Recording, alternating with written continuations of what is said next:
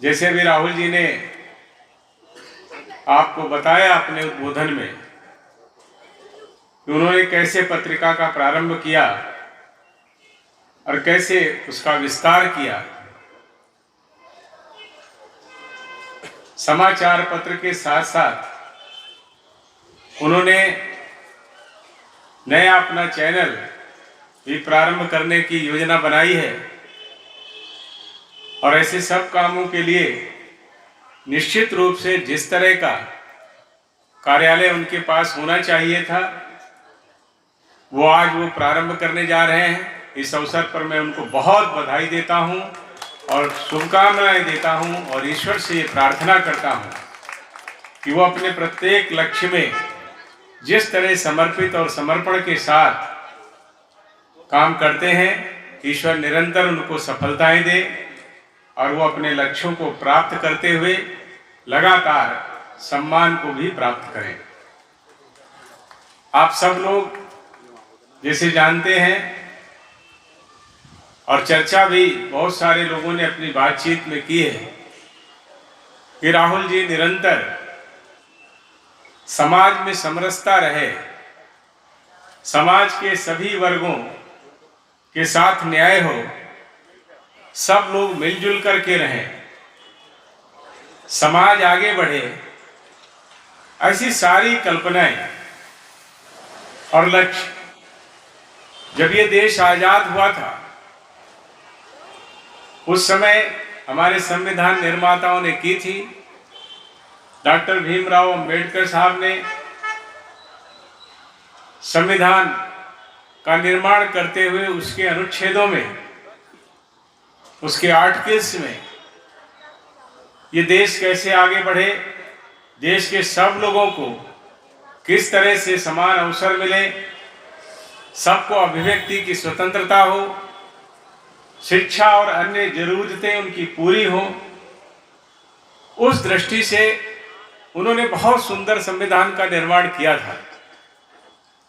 देश के लोगों का ये विश्वास था, उम्मीद थी कि देश संविधान के रास्ते पर चलेगा तो निश्चित रूप से लोगों के जीवन में सकारात्मक परिवर्तन आएंगे, लोगों का जीवन अच्छा होगा।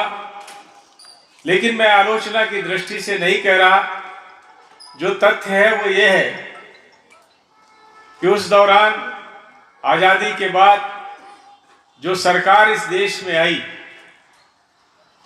उस सरकार के पास इस देश के संविधान और देश की संस्कृति,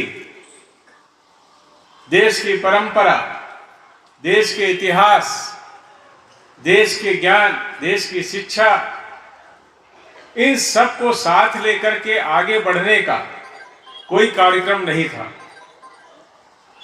परिणाम स्वरूप ये देश जहां पर पहुंचना चाहिए था, जितनी प्रगति होनी चाहिए थी, लोगों के जीवन में जो बदलाव आने चाहिए थे वो नहीं आ रहे थे। उसी समय राष्ट्रीय स्वयंसेवक संघ ने एक राजनीतिक दल जो इस देश को भारत की परंपराओं और भारत के लोगों की इच्छा के अनुरूप आगे बढ़ा सके का निर्माण करने का सोचा, योजना बनाई और भारतीय जनसंघ के रूप में एक राजनीतिक दल बनाया। राष्ट्रीय स्वयंसेवक संघ के द्वारा बनाया गया ये राजनीतिक दल आज भारतीय जनता पार्टी के रूप में आपके सामने है। इस दल के निर्माण के समय जो दर्शन उस दौरान हमारे नेताओं ने दिया था, पंडित दीनदयाल उपाध्याय जी ने जो दर्शन दिया वो पूरी तरह से डॉक्टर भीमराव अंबेडकर जी द्वारा संविधान में दिखाए गए रास्तों के साथ साथ पूरे जीवन में उन्होंने जिस तरह से लोगों के भले के लिए काम किए थे, लोगों के जीवन में अच्छे बदलाव के लिए काम किए थे, वो सारे सिद्धांत, सारे लक्ष्य पंडित दीनदयाल उपाध्याय जी ने भारतीय जनसंघ और आज वो भारतीय जनता पार्टी में है, उन्हीं के आधार पर इस राजनीतिक दल को बनाया था। मैं हमारे यहां पर उपस्थित राहुल भंते और उनके सभी साथी, यहां पधारे हुए श्री मीनाशील जी, ऐसे सभी लोगों ने भारतीय जनता पार्टी का निरंतर न केवल सहयोग किया है, बल्कि हम जिन लक्ष्यों को लेकर के चल रहे हैं उसके प्रति लोग जागरूक हो, उसमें सहयोग करें। उस दृष्टि से भी आप सबका बहुत बड़ा योगदान रहता है। मैं अपनी पार्टी के प्रतिनिधि के तौर पर, कार्यकर्ता के तौर पर भी आप सबका बहुत अभिनंदन करता हूं और आपका स्वागत करता हूं। हमारे प्रधानमंत्री जी यही लक्ष्य लेकर के काम कर रहे हैं कि हमारे देश के लोगों की जो आवश्यकताएं हैं, जो सामान्य जीवन जीने के लिए आदमी की जरूरतें होती हैं, उन जरूरतों को हम पूरा करें। लोगों के जीवन की जरूरतें पूरी करने के साथ साथ उनकी सुविधाएं बढ़े, इंफ्रास्ट्रक्चर खड़ा हो, देश के लोगों के जीवन में एक सकारात्मक बदलाव आए। उस दृष्टि से प्रधानमंत्री श्री नरेंद्र मोदी जी के नेतृत्व में, हमारे गृह मंत्री श्री अमित शाह जी के मार्गदर्शन में हमारी सरकार निरंतर काम करते हुए पिछले 10 वर्षों में हमने बड़े बदलाव अपने देश में किए। इस देश में मोदी जी की सरकार ने 4 करोड़ से ज्यादा ऐसे परिवारों को, जिनके पास घर नहीं थे, उनको घर उपलब्ध कराए। 11 करोड़ से ज्यादा परिवार ऐसे थे जिनके घरों में शौचालय नहीं थे।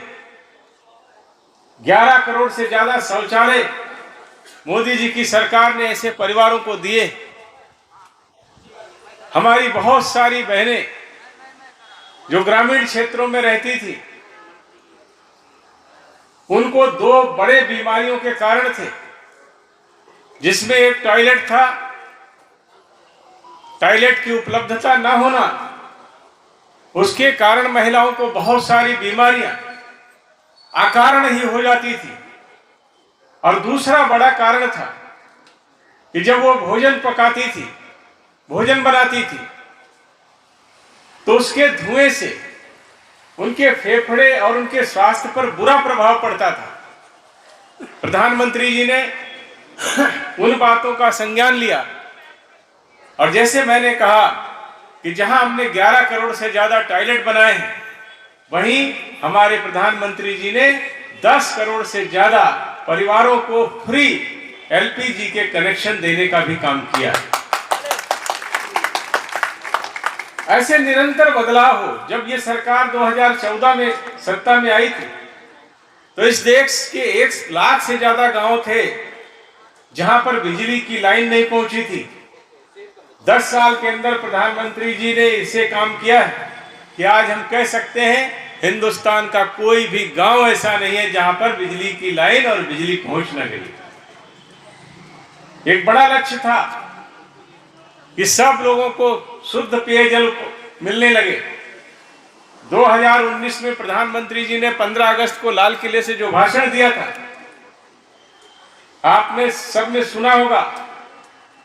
प्रधानमंत्री जी ने कहा था कि हम सब लोगों को नल से जल के माध्यम से शुद्ध पेयजल उपलब्ध हो, इसकी व्यवस्था करेंगे।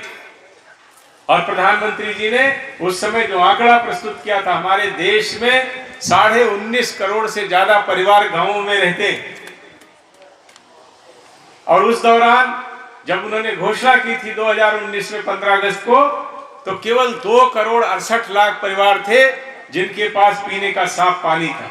आज 13 करोड़ से ज्यादा परिवारों के पास शुद्ध पेयजल पहुंचाने का काम मोदी जी की सरकार ने किया। ऐसे अनेकों बदलाव पिछले 10 वर्षों में आपके जीवन में आए। अच्छी रेलें आई हैं, अच्छी सड़कें आई हैं, एयरपोर्टों की संख्या बढ़ी है, मेडिकल कॉलेज बढ़े हैं, एम्स बढ़े हैं, शिक्षा और स्वास्थ्य में गुणवत्ता बढ़ी है। गरीब परिवार जिनके लिए किसी बीमारी से लड़ना और उसका इलाज कराना एक चुनौती होती थी, दुनिया की सबसे बड़ी स्वास्थ्य बीमा योजना आयुष्मान भारत चला करके प्रधानमंत्री जी ने 50 करोड़ से ज्यादा लोगों को 5 लाख रुपए तक का एक वर्ष में फ्री इलाज कराने की सुविधा भी हमारे प्रधानमंत्री ने उपलब्ध कराई।